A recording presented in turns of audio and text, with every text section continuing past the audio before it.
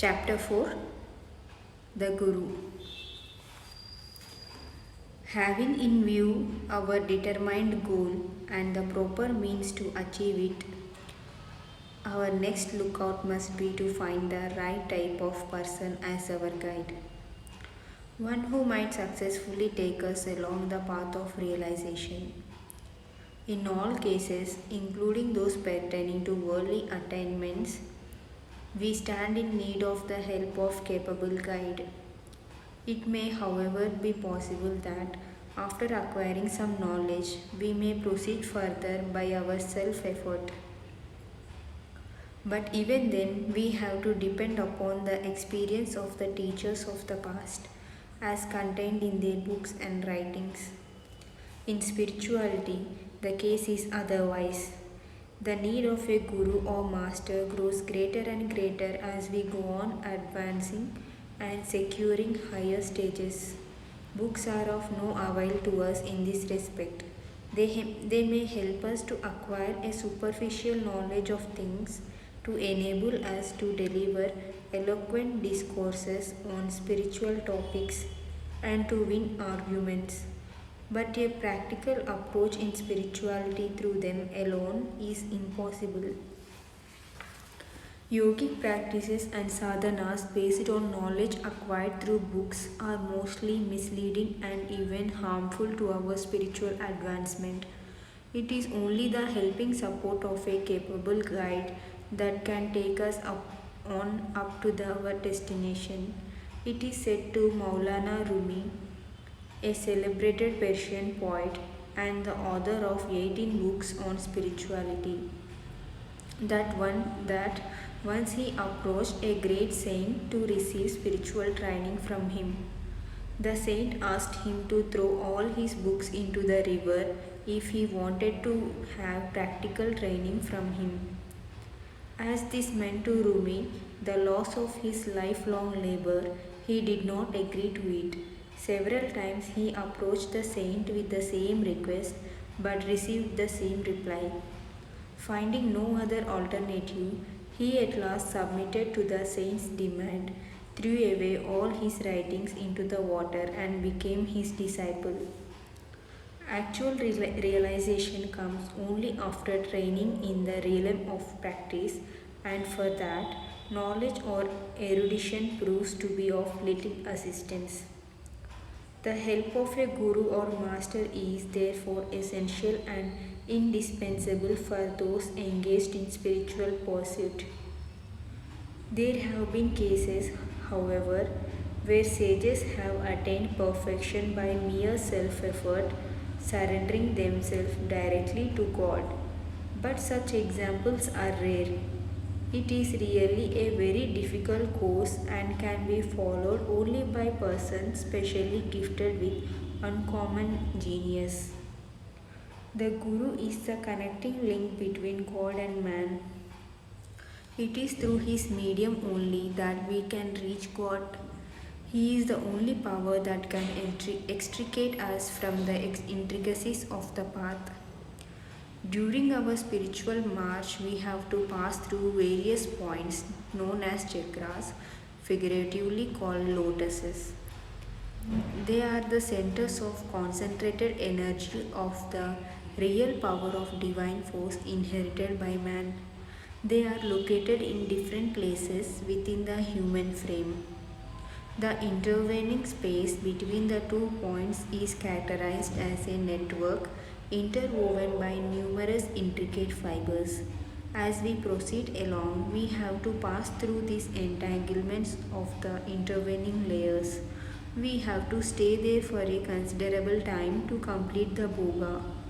Bhoga does not only mean undergoing the effect of our past actions, but it really means passing through the process of unfolding the intricacies of the point which we have already arrived at.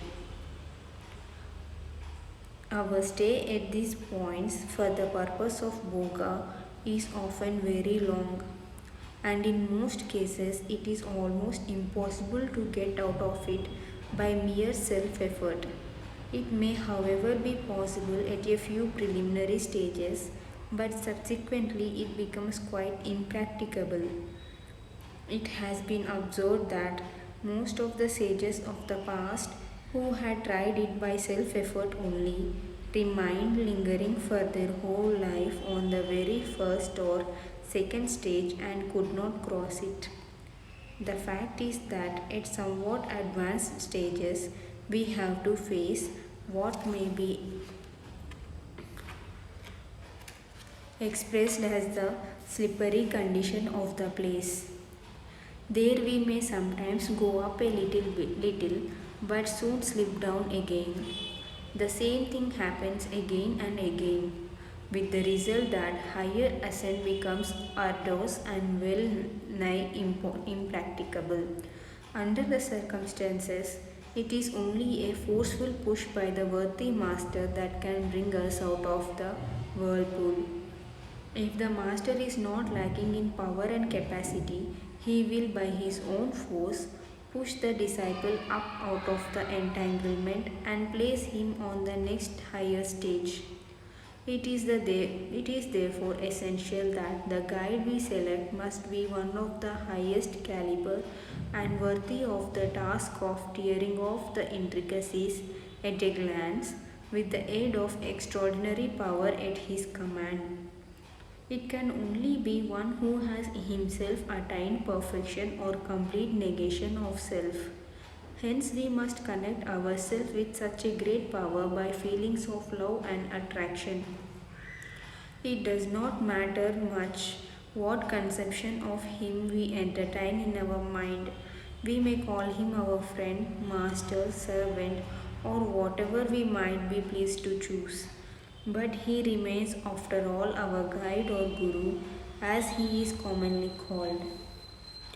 Unfortunately, today the selection of the proper guide is much neglected, although every religious minded Hindu believes that it is incumbent upon him to have a guru in order to satisfy his craving for spiritual benefit.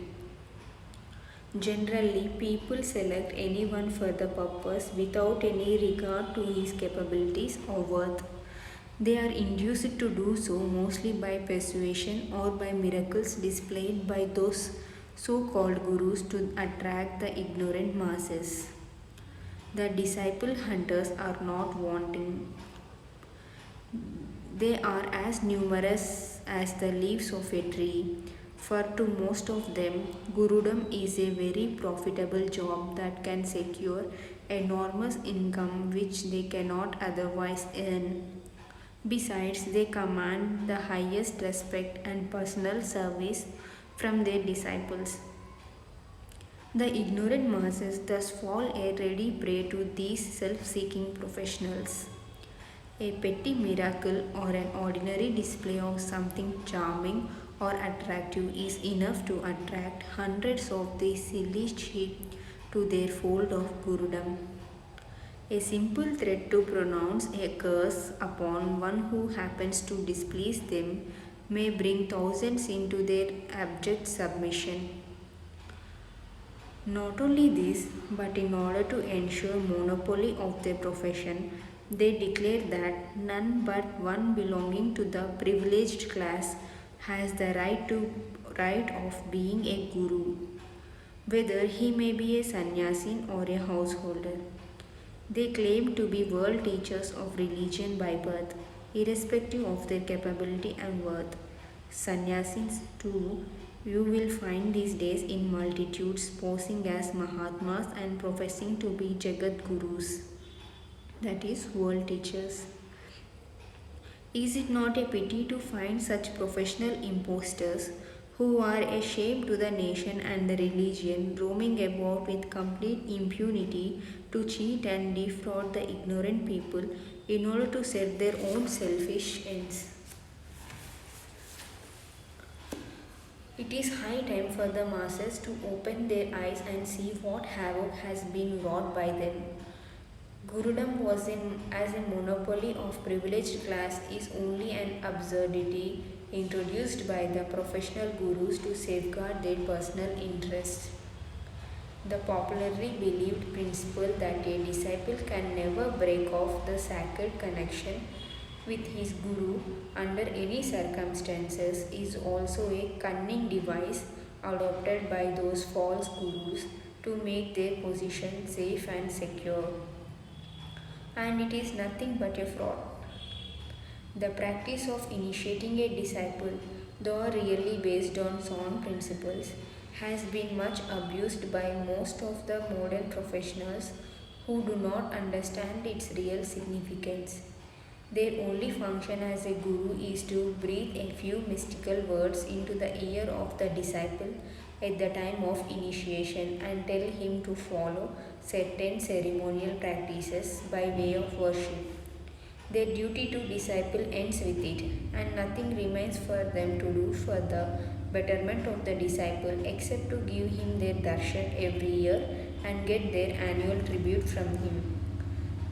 Really, a disciple should formally be initiated only when true faith exists in him and divine love takes prime root in his heart. Initiation signifies that the disciple's link has been connected with the supreme power. In that case, the spiritual force begins to flow to the disciple automatically according to the absorbing capacity he develops in himself.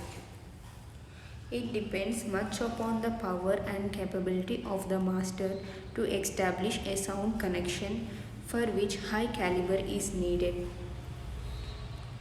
A sound connection once established shall continue as long as the disciple does not secure liberation, which in such cases is not a far off matter to be attained after numerous lives.